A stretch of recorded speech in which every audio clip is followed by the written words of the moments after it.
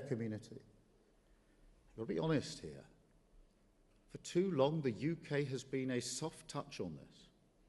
Whilst the last government were busy with their Rwanda gimmick, they left the door wide open for illegal working, especially in short-term or zero-hours roles, like construction, beauty salons, and courier services. And whilst, of course, most companies do the responsible thing and carry out right-to-work checks, too many dodgy firms have been exploiting a loophole to skip this process, hiring illegal workers, undercutting honest businesses, driving down the wages of ordinary working people. And all of this, of course, fueling that poisonous narrative of the gangs, who promise the dream of a better life to vulnerable people, yet deliver a nightmare of squalid conditions and appalling exploitation. Well, today we are changing that, because this government is introducing a tough new law to force all companies to carry out these checks on right to work.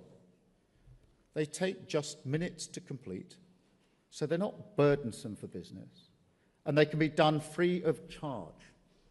So there's no excuses, and no ability to claim that they didn't know they had illegal workers. And failure to comply will result in fines of up to £60,000, prison terms of up to 5 years, and the potential closure of their businesses. Now, none of these strategies, as you know, are a silver bullet. I know that.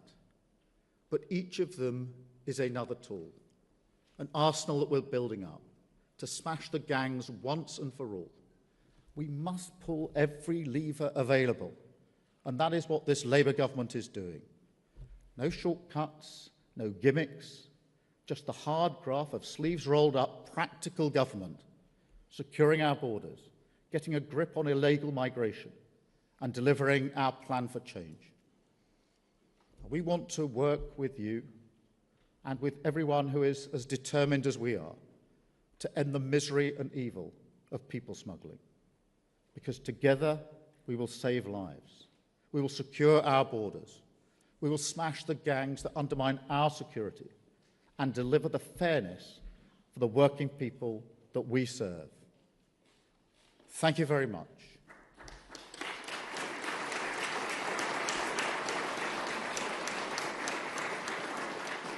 Now we're going to see a short video from the Prime Minister of Italy, Giorgia Meloni. Good morning, everyone. I wish to thank Prime Minister Starmer and my friend Keir for his invitation to this important summit dedicated to border security. It is a priority that Italy and the United Kingdom jointly share, a priority that represents an essential focus on the bilateral cooperation between our nations, because we both are convinced that our freedom and the prosperity and well-being of our people do depend on security. Keir and I agree that border security also, and above all, depends on governing migration flows and combating mass irregular immigration, a global phenomenon which affects Europe in particular, both within and outside the EU borders. This is why our government have long been working together to defeat the criminal organizations that exploit and profit from people's despair and legitimate desire for better living conditions.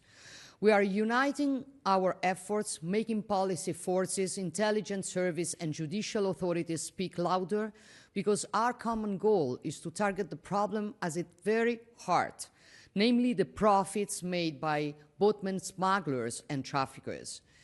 And we are doing so by following that extraordinary intuition of two Italian great judges, Giovanni Falcone and Paolo Borsellino, which is summed up in the words "follow the money," and which has become an international model. Equally crucial in this respect is the strengthening of Europol's and Eurojust's cooperation with third countries. We're also working together to address the root causes of migration and thus guarantee the right not to migrate. This means building a model of cooperation with the countries of origin and transit of migration flows so that they can prosper on the resources they own. And I am very satisfied from this point of view with our excellent cooperation with the United Kingdom in the framework of the Rome process, notably on the front of assisted voluntary returns. Yet fighting irregular migration also means encouraging instead regular migration and reaffirming the principle that it is up to each nation and not to traffickers to decide who should enter and who should not enter its own territory. We also agree with Keir that we should not be afraid to imagine and build innovative solutions, like the one that Italy launched with Albania, a model that was criticized at first, but that then has gained increasing consensus, so much so that today the European Union is proposing to set up return hubs in third countries. This means that we were right and that the courage to lead the way has been rewarded. We still have a lot of work to do together, and I am very happy to be able to count on the support and collaboration of the United Kingdom within this challenge. I'm convinced that today's summit will enable us to further strengthen our synergy and to speed up the momentum towards new projects and concrete initiatives. Thank you, and I wish good work to all of you.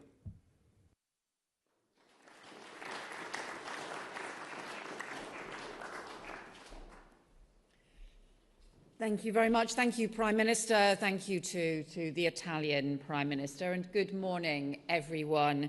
Can I thank everyone for travelling here from all over the world? Interior ministers, senior law enforcement delegations from over 40 countries and organisations. We are so pleased to welcome you to London and here to Lancaster House for this, the first summit of its kind on organised immigration, crime and border security. And to have so many people come from across the world shows the seriousness with which all our countries are taking these issues, but also bluntly how much more together we need to do.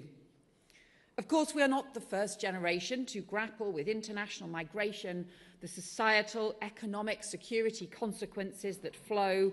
And through the centuries, of course, people have travelled across borders to work, to study, join family, to flee war or persecution, to escape poverty, to seek a better life or a different future, to chase new resources, or to forge new nations.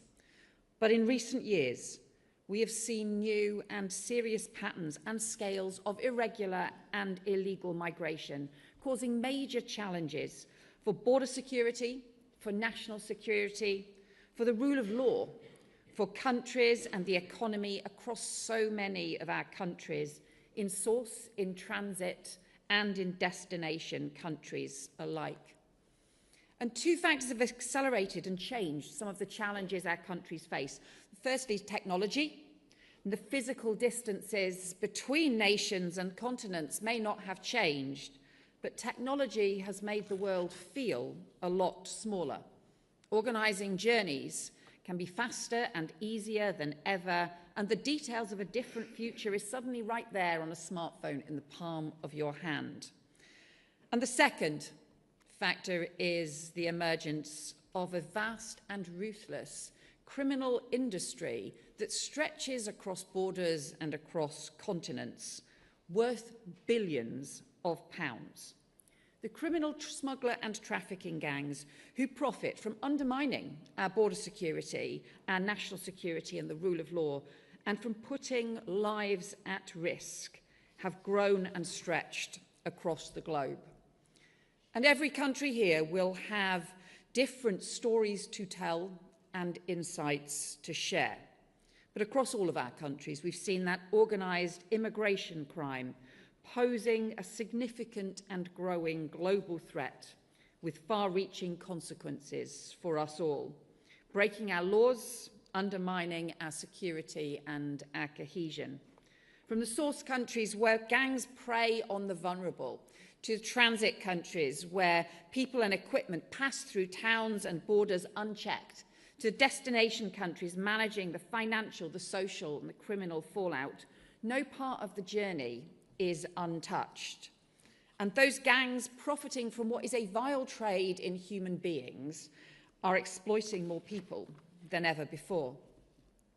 You've heard from our Prime Minister what that means for us here in the UK.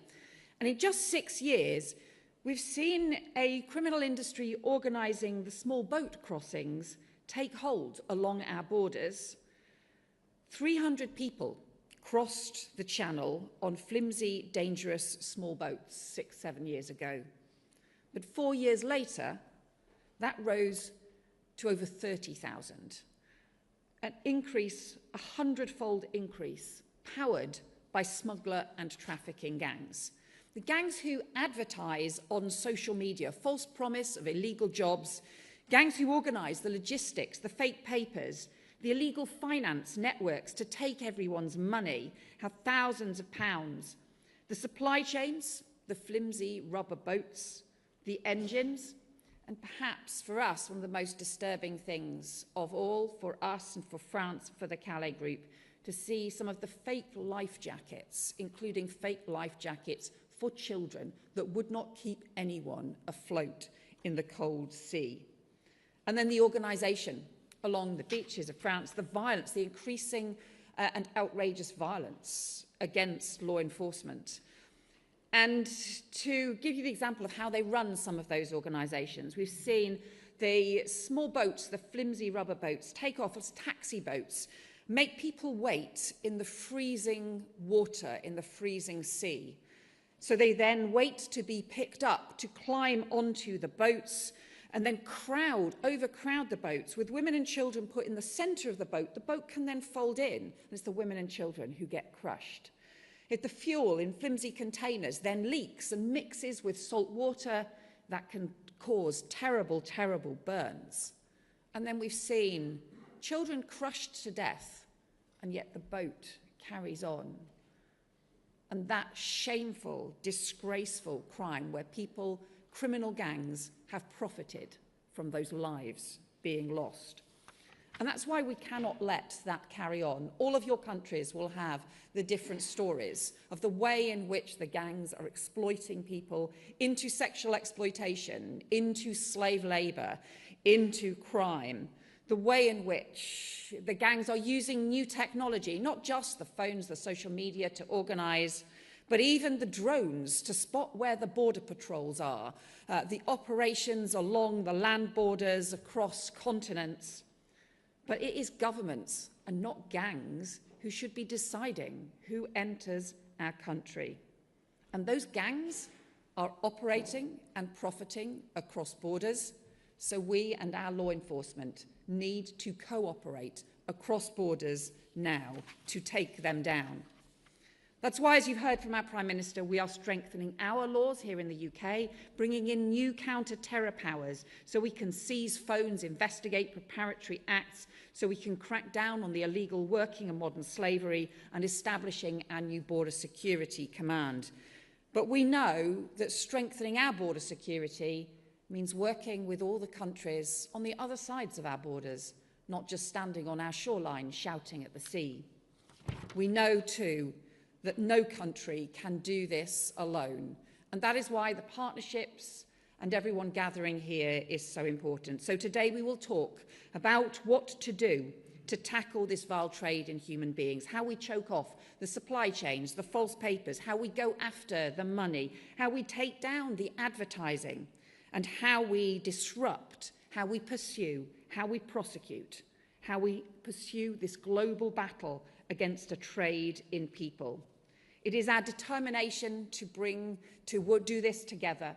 The alliances that we build across our borders can be stronger than the criminal gangs who seek to undermine us. So thank you all for joining with us in this event today, this first summit. We have so much work to do during the course of the day, so many conversations to have, but thank you so much for being part of it, and I look forward to hearing everyone's views during the conference today. Thank you very much.